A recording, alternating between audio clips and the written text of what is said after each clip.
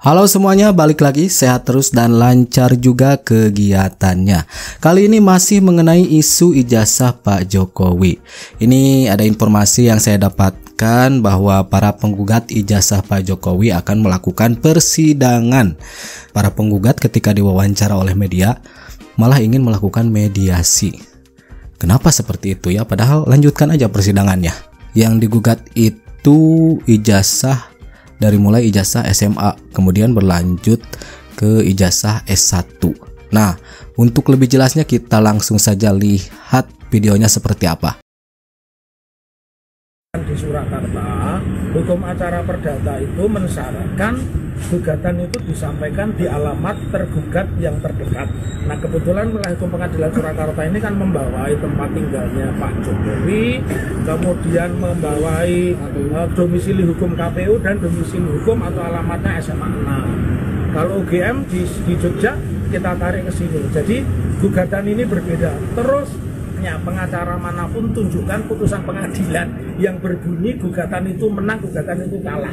Gugatan itu bukan sepak bola. Kalau menang skornya berapa 0, kalau kalah minusnya berapa. Jadi kalau ada advokat, siapapun mengatakan gugatan serupa itu pernah dikalahkan di pengadilan Jakarta, saya yakin itu sekolahnya nggak beres. Pak Taufik, ini dari pihak Pengadilan Negeri Solo kan juga sudah memanggil mengirim surat begitu untuk bersaksi kepada KPU Solo dan juga SMA 6 Solo. Surakarta. Ini respon dari Pak Taufik sebagai penggugat seperti apa? Saya menginginkan di depan hukum itu subjek hukum itu memiliki kewajiban yang sama menghormati hukum. Salah satu bentuk menghormati hukum ya dia mestinya mendatangi persidangan besok tanggal 24 hari Kamis di Pengadilan Surakarta sekitar pukul 10 ya.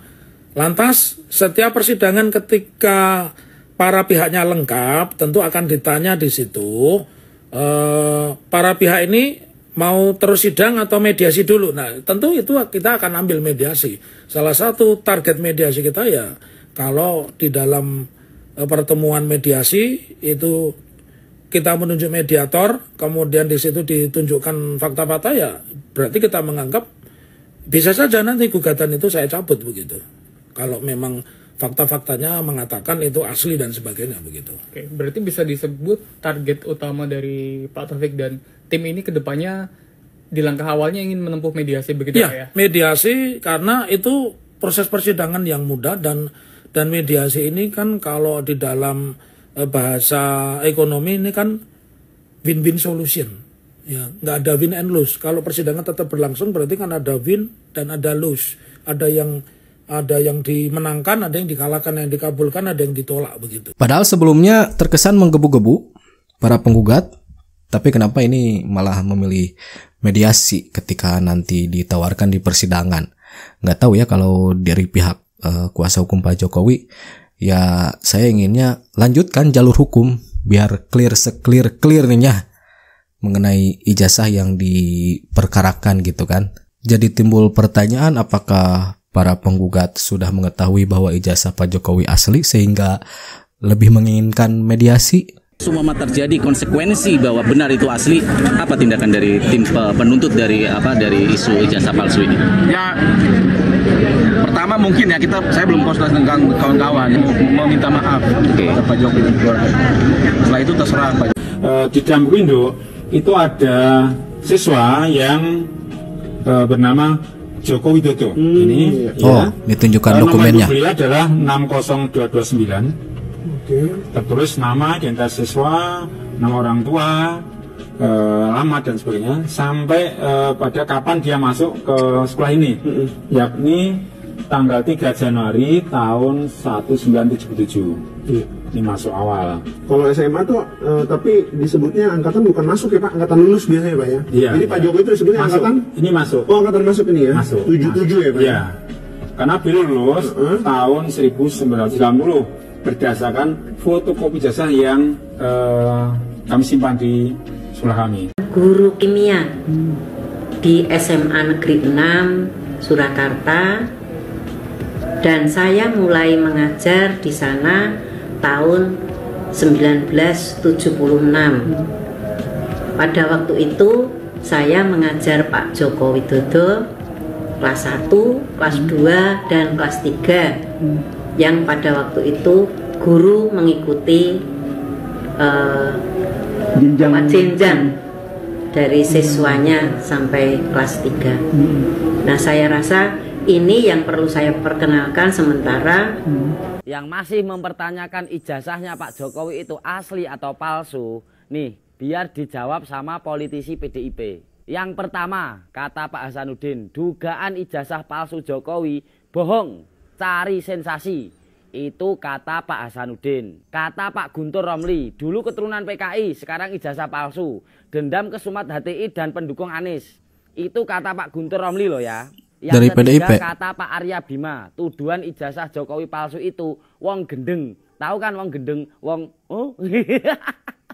Tahun 2022. Yang keempat, kata Masinton dan Andreas, menyebut isu yang menyeret orang nomor 1 di Indonesia itu sebagai isu murahan.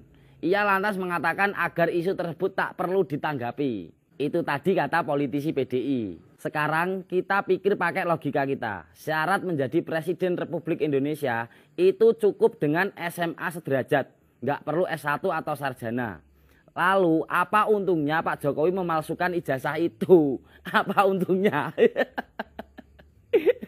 Yang SMA aja bisa jadi presiden kok. Tulis pendapat kalian di kolom komentar. Salam Jigigis. Dan sebenarnya ini bukan hal baru ya tentang orang-orang yang mempermasalahkan ijazah Pak Jokowi. Makanya Pak Jokowi mempertimbangkan akan menempuh jalur hukum. Terkait untuk gugatan yang soal ijazah Pak Jokowi ya, dari KPU Surakarta baru menerima kemarin, sekitar kemarin siang sudah diterima di penerima surat, sudah dicatat di register surat masuk ya. Jadi pendaftaran pencalonan Pak Jokowi yang periode pertama sebagai wali kota Surakarta itu kan tahun 2005 ya. 2005 dan periode kedua 2010. Itu dari sisi SDM di KPU itu yang masih ada sampai saat ini itu mungkin bisa dihitung, dan sepertinya itu sudah tidak ada ya. Jadi itu sudah banyak yang pensiun, sudah banyak yang pindah tugas ke satker yang lain. Nah, itu nanti kita perlu menyisir informasi, menyisir data.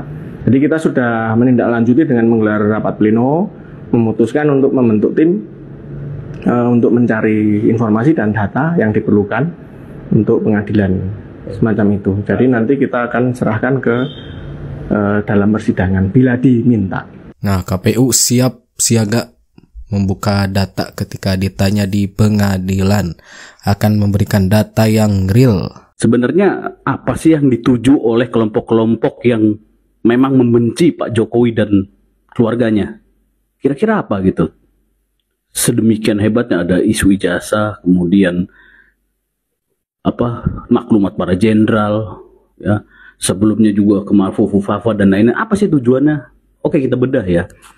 Jadi gini,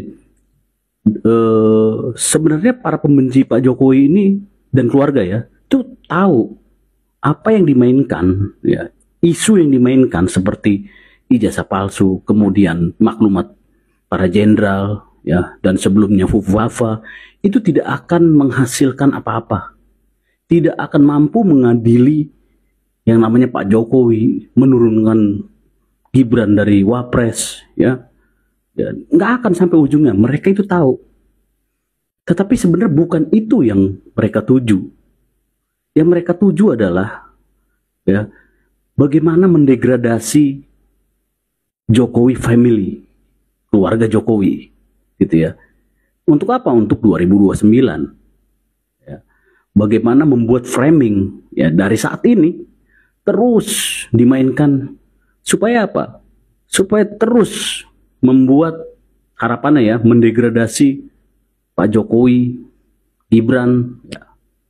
Itu tujuannya. Jadi apapun akan mereka lakukan, ya. Jadi walaupun mereka tahu ini akan mentok menghadapi tembok, itu nggak peduli bagi mereka. Itu yang pertama. Yang kedua, mereka melakukan itu penting bagi kelompok mereka.